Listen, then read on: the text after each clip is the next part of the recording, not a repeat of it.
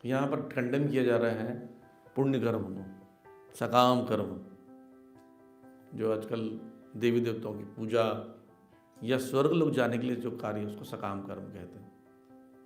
पायस काम है, जैसे भंडारा करा देना, गरीबों को कपड़े देना, यज्ञ कर देना, ये सब जो काम है पुण्य कर्म है।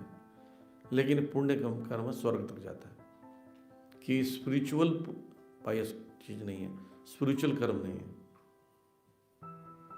ये क्या है? सकाम है। सकाम एक होता है निष्काम, एक होता है उल्टा दुष्कर्म, है ना। सुकर्म, अकर्म, विकर्म, भगवदगीता में भगवान एक्सप्लेन कर रहे हैं। विकर्म क्या है? जो भगवान के एकदम विरुद्ध, शास्त्र के विरुद्ध, विकर्म। दूनम कुरुते विकर्म, संसार के लोग जो उल्टा काम में लगे हुए। और दूसरा होता है सुकर्म। सुकर्म मतलब शास्त्र में जो लिखा हम फॉलो कर रहे हैं, लेकिन वो भगवान के लिए नहीं कर रहे हैं, अपने लिए कर रहे हैं। इसमें भी गड़बड़, ये थिल लाइन है, तो उतना बेनिफिट नहीं मिलता। जब भगवान के लिए करने लगते हैं ना, तो वो पूरे अकर्म में गिना जाता है। वो कर्म नहीं होता है, कर्म करते हुए भी उसका कोई फल नहीं बनता, उसका हमेशा स्पिरिचुअल फल बनता है। उदाहरण दिया जाता है आर्मी मैन होता है, जो सैनिक होता है वो किसके लिए लड़ता है? देश के लिए लड़ता है। और गवर्नमेंट बोलती है लड़ो, गवर्नमेंट बोलते मारो, हजारों लोग को मार देता है। और उधर आने के बाद उसको परमवीर चक्र मिलना, हजारों लोग को मारा उसने अकेले। और घर में आके थप्पड़ मारते किसी को, केस हो जाएगा उस पर। क्यों? घर में किसके लिए मारा? अपने लिए। वहां किसके लिए मारा? देश के लिए। तो इसी प्रकार सकाम कर्म जो है वो अपने लिए किया गया कर्म है। अपने लिए किए गए कर्म का एक दोष यही रहता है कि वो उसका पुण्य फल जो है क्षय हो जाता है। तेतम भुक्त्वा स्वर्गलोक विशालम क्षीणे पुण्य मृत्युलोक विशंति। बहुत विशाल सुख मिलता है स्वर्गलोक में। फिर क्या होता है? खत्म होगा। क्षीणे पुण्य मृत्युलोक विशंति, उससे क्या होगा? मृत्युलोक, इस पृथ्वी पर आना पड़ता है। कितना सुख, विशाल सुख, लेकिन खत्म होगा, ये भी है। और स्वर्गलोक में जो चीज हमको यहाँ पर कष्ट देती ना, वो सब नहीं है वहां पर। देखिए हमारे यहाँ पर जीवन में क्या, बीमारी सबसे पहले मिलते हैं, कैसे हैं प्रभु, कैसे हैं माता जी, ये पूछते हैं। क्यों पूछते हैं? कि कोई ना कोई बीमारी ले। बोले बुढ़ापा जो आ जाता है ना 40 के बाद, लोग 40 के बाद जिससे मिलोगे ना कुछ प्रॉब्लम हो। क्या बोले? डेंटिस्ट के पास जा रहे हैं, दांत खराब, पेट में गैस बन रहा है, कब्ज हो गया है। यंगस्टर्स को ये पता नहीं चलता है। तो यहाँ बीमारियां बहुत हैं, हर व्यक्ति दुखी है। माताओं को जोड़ों में दर्द रहता है।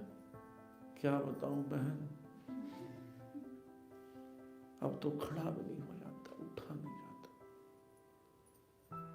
है ना। ये हो गया एक कष्ट। दूसरा जो हम लोग फ्रस्ट्रेटेड रहते हैं धन चीजों से, पैसा चाहिए, मन मर्जी में खर्च कर सके। जब भी कुछ आपको चीज अच्छी लगती है तो आपको लगता है कि मैं इसको पैसे नहीं मेरे पास। जैसे आप कहीं से जा रहे हैं, BMW गाड़ी दिखी, बोला आज BMW खरीदेगा तेरा भाई, निकल गया, जा भाई BMW निकालना, पैसा लो। अगर इतना पैसा हो तो आदमी निश्चिंत होकर अपनी भोग कर सकता है, राइट। लेकिन उतना पैसा है नहीं। फिर आता है बुढ़ापा। जैसे जैसे वो बूढ़ा हो जाता है, वो जो करना चाहता है, डांस नहीं कर सकता, ज़्यादा खा नहीं सकता, घूम नहीं सकता, स्त्री संग नहीं कर सकता। तो जैसे जैसे बूढ़ा हो जाता है तो ये सब चीज़ें खत्म हो जाती। वो चल ही नहीं पाता है, बैठ नहीं पाएगा ठीक से। तो धीरे धीरे क्या हो जाता है, उसका जीवन क्या हो जाता है, दुख से भर जाता है। ये सब चीजें स्वर्ग लोक में फ्री है, बीमारी है ही नहीं। आपको पता है जो ये युद्ध होता है, देवासुर संग्राम होता है, या कोई देवासुरों का युद्ध होता है, उसमें क्या होता है, अमृत पिए रहते हैं ना, तो उनके हाथों से अमृत बरसता है देवताओं के। जैसे किसी का गला काट दिया तो दूसरा व्यक्ति जो गला सेट करके ऐसे हाथ फेर देगा ना, गला जुड़ गया, ऐसा होता है। अमृत के कुंड है वहां पर, डुबा डुबा के निकाल दो उसको, फ्री हो गया बच्चा, कितना टेंशन फ्री है। जिसे उदाहरण दिया जाता है, अश्विनी कुमार जो है सेलेस्टियल डॉक्टर है, वो पता कैसे किसी को कुछ चोट लग जाए तो क्या से इलाज करते हैं, खाने की चीज़ देते, कितना बढ़िया देखो। जैसे आपका आँख कट के गिर गया, अब आँख जोड़ना है, आँख यहाँ रख देंगे और एक कुकीज़ खिला देंगे, बिस्किट खाया, आँख जुड़ गया, अरे बहुत बढ़िया है। तो मतलब खाते भी रहो और ठीक हो रहा है सब चीज़ें, ये है वहाँ पर। तो बीमारी है नहीं, जो एक्सीडेंट भी होता है वो बड़ा अच्छा सॉल्व हो जाता है। अच्छा, वहाँ पर स्त्री संग मना नहीं है, आप सरों के संग घूमते रहो, कोई सजा नहीं है। और क्या है, बुढ़ापा है नहीं, सीधा मृत्यु, जन्म और मृत्यु। जन्म होता बढ़ता जाता है, फिर उसके बाद बढ़ने के बाद जवान रहता, जवान ही रहेगा। और अचानक से जिस दिन जिसको उसको समय आ गया, जिस दिन मरना रहता, उस दिन क्या होता है उसके साथ पता आपको? वहाँ जाओगे तो पता चलेगा, फिर भी बता देते हैं आप। उसको मिल जाएंगे दो लोग, दो जो वहाँ के देवदूत होते हैं ना, बोलेंगे और प्रभु क्या चल रहा है, बढ़िया चल रही है। एक ना माला पहनाते हैं, जैसे एंट्री होगी ना दो लोग में, एक माला दे देंगे, वो माला कभी नहीं सूखती वहाँ पर। पर कब सूखता पता? जिस दिन मरना हो ना, उस दिन सूख जाएगा वो, सिम्टम रहता है। लेकिन इतना भोगों में लिप्त है तो उसको ना फील याद नहीं रहता कि ये सूख गया, तो इस फूल पर ध्यान नहीं रहता, तो उसकी माला सूख जाती है। देव तो समझ जाते हैं इसका टाइम हो गया, तो बोलते हैं और प्रभु क्या हालचाल है, आइए चलिए हमारे साथ, चलिए घूमने चलते हैं, बढ़िया से खिलाए पिलाएंगे और एकदम लेके जाएंगे जहाँ स्वर्ग लोक का से गिरने का समय होता है, जगह होता है, वहाँ ले जाएंगे, वहाँ से धक्का दे देंगे बिना बोले कि मृत्यु का समय आ गया। अब देखो, मृत्यु जब आती है तो दो तरीके से आती है। एक तो हुआ कि बैंग हुआ, मर गया व्यक्ति, शरीर क्षत विक्षत हो गया, किसी चीज़ से एक्सीडेंट हुआ, ब्लास्ट हुआ, मर गया, पता भी नहीं चला उसको। दूसरा मृत्यु कैसे होता है? बीमारी होकर, चोट लगकर, धीरे धीरे डिग्रेड होकर धीरे धीरे मर जाता है। तो जो वृद्धावस्था मरता है तो उसको पता चल जाता है, अब मैं मरने वाला हूँ, मर जाऊंगा, है ना। और झटके वाले को बिल्कुल पता नहीं चलता, तो वहाँ झटके में देते मृत्यु, बुढ़ापा ही नहीं, कोने में लेकर धक्का दे दी। और स्वर्ग लोक से गिरता है तो भूलोक के ऊपर एक भूवर लोक है, भूवर लोक के ऊपर स्वर्ग लोक है। ओम भूर्भुवः स्वः बोलता है, तो स्वर्ग लोक, स्वर्ग के नीचे भूवर लोक और हमारे भूलोक के ऊपर भूवर लोक, तो बीच में भूवर लोक है, उसमें बड़े बड़े राक्षस लोग रहते हैं। उनका एक ही भोजन है, स्वर्ग से गिरने वाला देवता, उसका शरीर,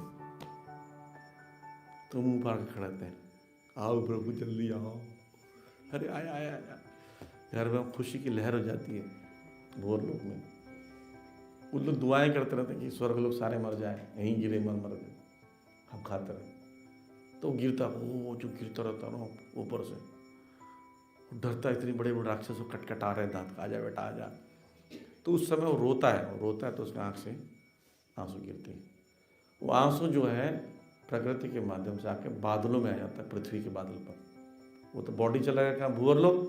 और भूलोक में क्या होता है, वो आत्मा एक पानी के माध्यम से बूंद बादलों में आता है, बादलों से वर्षा से जमीन पर, जमीन से धान पर होके हुए आत्मा किसी वृक्ष पे आता है, पौधे पर आता है, सब्जियों में आता है, फलों में आता है। आप जब उसको ग्रहण करते हो, पुरुष ग्रहण करता है तो उसके वीर्य में आ जाता है, फिर वीर्य के माध्यम से माता के गर्भ में आता है, माता के गर्भ से उसका जन्म होता है। ये इसका साइकिल है। लेकिन ये होता है, ऐसा नहीं कि देवता कभी मरते नहीं है। इसलिए बोल रहे प्रभुपाद जी, ब्रह्मांड भ्रमिते कौन भाग्यवान जीव, गुरु कृष्ण प्रसादे पाए भक्ति लता। ब्रह्मांड में भ्रमण कर ही रहा है वो, इधर से उधर। ये तो स्वर्ग लोगों को हो गया, ऐसे जीव जंतु हो गया, मान लीजिए पौधे से मर गया तो कुछ और कीट बन गया, ऐसे करके उसका भी अपलिफ्टमेंट होता है, चेंजेस आते हैं उसके अंदर भी।